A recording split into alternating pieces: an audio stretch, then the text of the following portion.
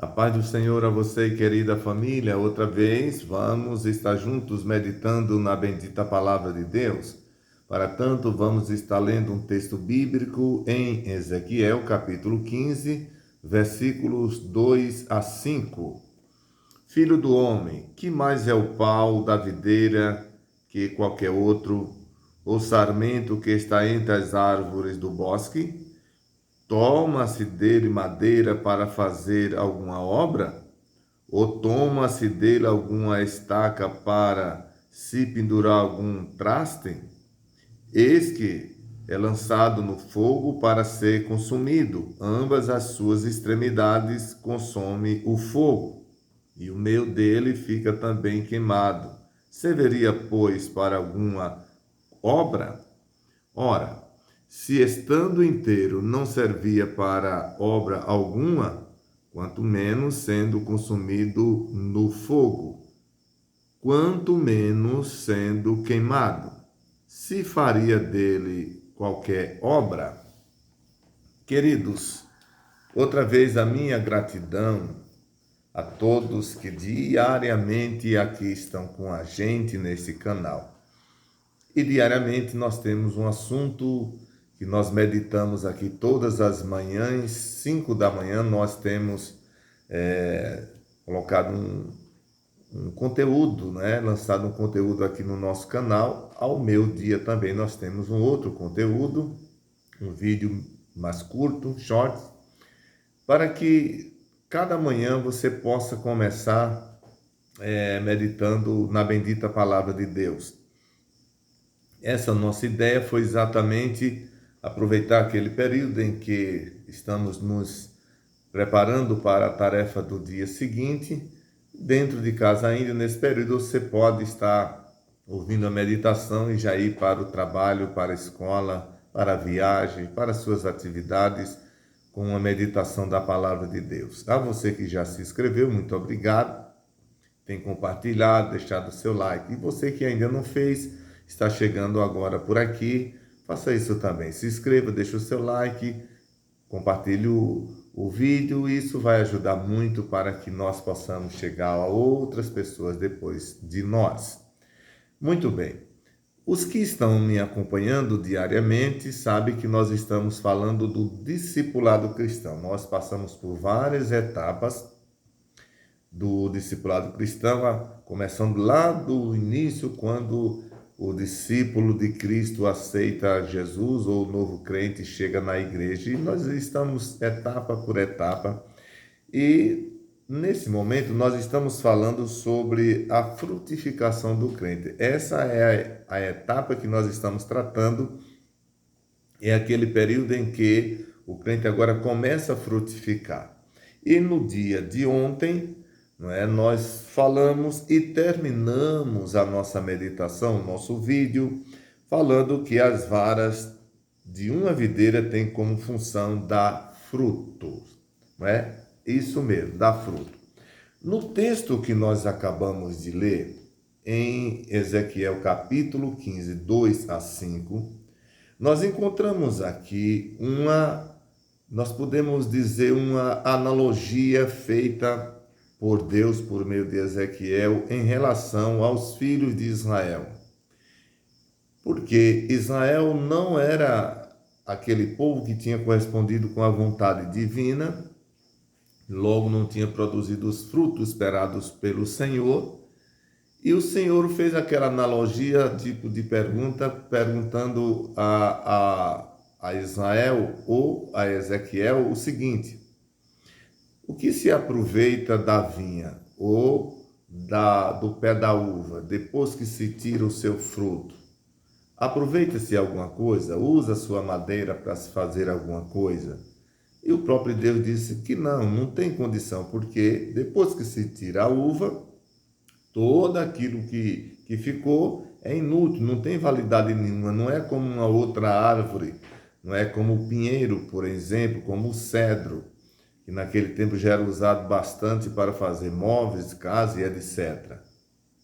Ele comparou exatamente o momento infrutífero daquela nação como o pé da uva quando ela é tirado o seu fruto e não tem mais, mais proveito, não tem mais serventia, o que fica dali?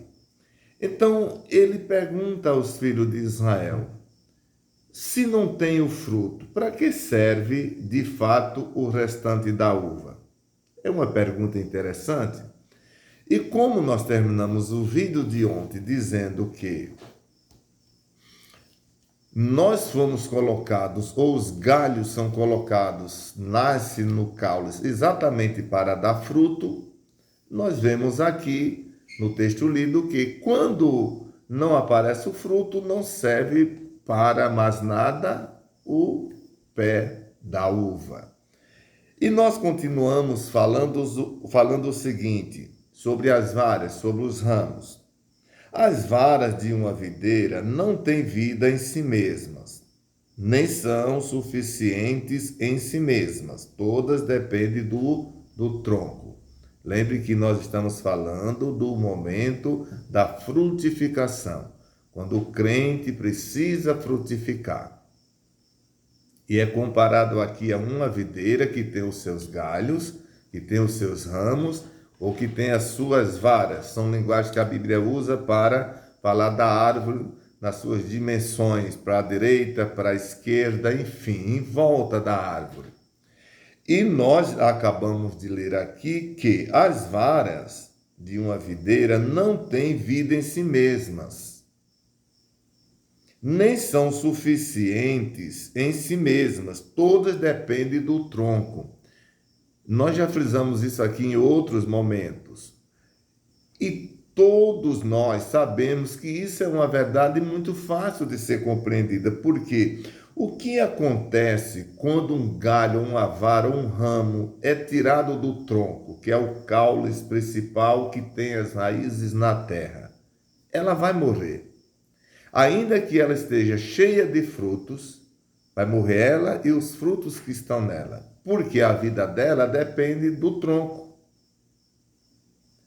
Elas também não são suficientes em si mesmas, apesar dos frutos estarem nelas, mas elas não são suficientes para gerar aquele fruto, porque elas estão com frutos exatamente porque estão ligadas no tronco. Logo, nós podemos deduzir aqui que a linguagem que Jesus quer deixar para nós na palavra é que nós não podemos sobreviver por nós mesmos se nós não estivermos ligados em Jesus. Jesus é esse tronco. Jesus disse: se vós estiverdes em mim, minhas palavras estiverdes em vós, pedireis tudo o que quiserdes, vos será feito. Então nós precisamos estar nele. Assim como as varas no tronco depende da vida, assim como as varas no tronco precisa ou só dá fruto se estiver no tronco, assim somos nós na bendita pessoa de Jesus. Continuando. Toda vara da videira para dar fruto precisa ser limpa, cuidada de vez em quando pela mão firme do podador. Quem vai numa plantação de uva, por exemplo, eu conto isso aqui, é um exemplo da minha terra. Você vai numa plantação de uva, você vai numa plantação de manga, aonde é plantado para exportação. Existe aquele profissional, aonde também é plantada a banana, e aquela banana é mandada para exportação para vários lugares do país também. Lá tem aqueles especialistas que eles sempre estão podando, fazendo aquela podação, impedindo de que ela cresça desproporcionalmente, impedindo também de que insetos estejam a ponto de prejudicar, e isso faz com que ela continue com vida e possa produzir o fruto esperado. Assim como essa planta precisa de um podador, vezes por outra, para estar limpando ela de qualquer problema que venha impedir dela produzir o seu fruto, assim também nós, como discípulos de Cristo, nós como crentes em Cristo, nós dependemos desse cuidado. E isso é feito por Deus através daqueles que Ele constitui sobre nós. Assim como o futuro melhor de um filho depende de todo um cuidado do pai, principalmente das correções, assim como um aluno precisa ou depende de uma correção daquilo que ele respondeu a pedido do professor, o professor vai lá e corrige, ele depende daquilo para ser bem sucedido no final do ano, a vida cristã não é diferente. Sempre precisamos sermos corrigidos, porque se nós não somos corrigidos, nós nunca vamos descobrir que nós estamos faltando alguma coisa, ou seja, nós não vamos saber onde é certo e nem errado. Assim como tem o podador para podar as plantas, para que ela continue saudável, bonita e produtiva, a vida cristã depende disso também. Continuando, se o interior do fruto é uva, a casca também terá de ser uva, isto é, o nosso exterior tem que se harmonizar-se com o nosso interior. Ou seja, nós não podemos revelar em palavras uma coisa que vem do nosso interior, quando o nosso exterior, que é aquele que é dado para os que estão ao lado de nós, porque Deus conhece a gente pelos dois lados, principalmente pelo interior, mas as pessoas conhecem a gente pelo exterior. E assim como a uva, ou qualquer uma outra fruta, qualquer uma outra semente, ela é conhecida, aquilo que ela é no interior é revelado no seu exterior, assim também é o crente. Logo, nós não podemos sermos uma coisa por dentro e outra por fora, porque é incompatível com a realidade cristã. Se uma pessoa diz que é discípulo de Cristo, se alguém diz que é crente, se alguém diz que está servindo a Deus, ele faz essa confissão, isso tem que ser visto no seu exterior, a sua conduta, o seu comportamento. Tudo dele por fora tem que condizer com aquilo que ele revela ser.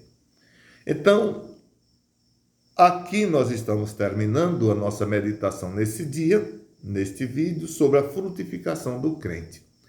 Convém a gente analisar se nós estamos dando os frutos esperados, se nós somos aquilo que revelamos dentro ou em palavras, se somos do lado de fora também. Se é isso que estão vendo em nós, tá certo? Que Deus abençoe você e família. No dia de amanhã, nós vamos iniciar falando sobre a maturidade espiritual, que é outra coisa totalmente diferente que tem que ser uma realidade na vida do servo, da serva de Deus. Eu vou estar orando agora por você, por toda a sua casa, sua família, para que o Senhor Deus esteja te abençoando aonde você estiver. E se você puder orar comigo, ore também na manhã deste dia. Vamos estar orando então? Bendito e eterno Deus, em cuja presença estamos nós. A Ti a nossa gratidão, ó Deus, por mais uma noite que passou, pelo sono reparador, um novo dia que raiou, Senhor, e nele o Senhor nos dá a oportunidade de vivermos. Ó, querido Pai, a oportunidade de ver, de ouvir, de falar, de nos movimentar. Sim, Senhor, todas essas coisas são benefícios de Tuas mãos. Senhor, poderíamos muito bem não acordar mais, mas o Senhor nos deu a oportunidade de acordarmos. E nesta manhã nós estamos indo a novas atividades deste dia. Ó Pai, eu quero te pedir por todos aqueles que estão indo ao trabalho. Prospera o seu dia, aqueles que estão voltando. Eu te peço, Senhor, que dê um sono reparador, aqueles que estão no caminhão, no ônibus, no trem, no avião, no metrô, aqueles que estão no táxi, no Uber, ó Deus, aqueles que estão nas empresas, Deus, os que estão nos hospitais, Deus, aqueles que estão em qualquer que seja a sua atividade, dá-lhe, Senhor, sabedoria e produtividade. Meu Deus, abençoa as famílias, a minha família, a família de todos, ó Senhor. Abençoa o país, a nossa nação. Tende misericórdia, Deus, do nosso país. Traga paz, traga, Senhor, solução a esta nação. Salva o nosso Brasil. Deus querido, abençoa as famílias, os órfãos, as viúvas, os idosos, os enfermos, os desenganados pelos médicos. Pai, abençoa assim a Israel, abençoa, Senhor, toda a terra, abençoa, meu Deus, a todos aqueles que estão desenganados, aqueles que estão tristes, aqueles que estão em falência, abençoa os empresários deste país. Meu Deus, coloca a tua mão, dá-nos sabedoria, Senhor, nos ajuda a frutificar diante de ti. Abençoa os novos convertidos, aqueles que estão te aceitando agora, os que estão voltando para ti, perdoa seus pecados, escreve os seus nomes no livro da vida, dá-lhe certeza de vida eterna e resistência contra qualquer tentação. Abençoa nossos líderes espirituais, ó Deus, a nossa igreja, abençoa nesta cidade, no nosso país, no mundo, os nossos missionários, levanta homens e mulheres tocados pelo teu Espírito, ó Deus, para fazer o teu querer nesta terra. Abençoa os discipulados, ó Deus, em todas as igrejas. Abençoa, Senhor, o discipulador, o discípulo. Abençoa a todos, no nome de Jesus. Amém. Deus abençoe você e família. Até o próximo, se Deus quiser.